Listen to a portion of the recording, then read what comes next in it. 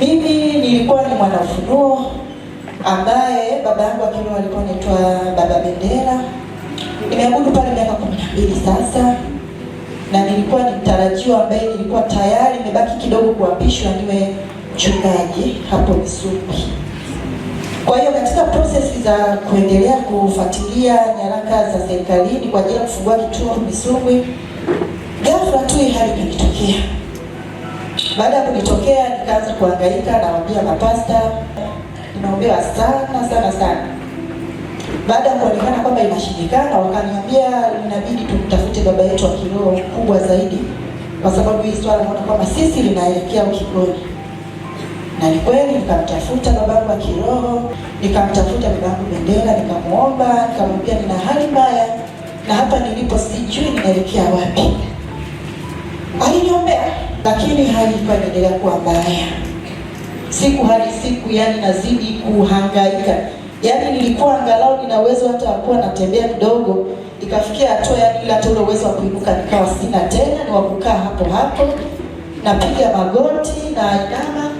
Ndio ilikuwa stage ya maisha yangu ndani ya miezi 6. Kwa hiyo nimeishi hivyo nikiteseka. Baada ya kuona sasa mateso yanazidi na sipokee uponyaji wowote na sina msaada wowote, ilifikia hatua kiukweli, yani hadi nilikuwa nikiwapigia simu. Inafikia hatua tunapigia simu, askofu wako mkuu anakuambia nipo kwenye kikao. Hapo nina hali mbaya, niko mahututi, yani hali ya mwisho.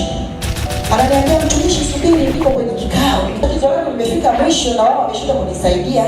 Nimeshazunguka kwa maaskofu wake wote, Kahama nimekwenda, Kibondo.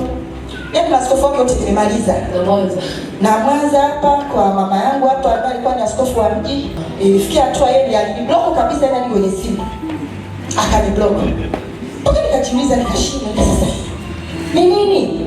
Sasa mimi ndo nilikuwa naandaliwa kwa mtumishi. Sasa ningekuwa nenda kuchunga nini kama mimi mwenyewe nimepigwa tayari hapa. Na nimepigwa, nimeshindwa kusaidiwa. Sasa mimi naenda kuchunga watu gani, naenda kuwachunga? Baada ya kutafakari hayo sana, ikabidi usiku ambao nimezidiwa kabisa, yule binti nikamtafuta, yule binti aliposti ile clip. Nikamwambia, unamfahamu huyu mtumishi? Akasema ndio, mimi naabudu kwake. Nikamwambia naomba namba yako ya simu nipe mwongozo. Ila mimi nina shida sana. Shida yako utaiweza? Akaniuliza unaomba nini? Nikamwambia mimi tatizo ni mguu. Siwezi kutembea hapa nilipo, nimeshapigwa, nimepikika. Siwezi hata kutembea. Akaniambia yani huku wewe unachelewa, wahi utapona. Kwa kweli napenda kumshukuru sana Mungu wa Mfalme Zimaridi. Napenda kumshukuru sana kwa muujiza huu alionitendea. Kwanza haikuchukua hata dakika 5 zilifika. Hazikufika, kitu ambacho kimeshindikana kwa muda mrefu na nimehangaika muda mrefu ndani ya kanisa langu, lakini hakuna msaada nilioweza kupata. Hapo mpaka dakika hii mimi mwenyewe ninakiri kabisa kwamba hapa kuna Mungu wa kweli.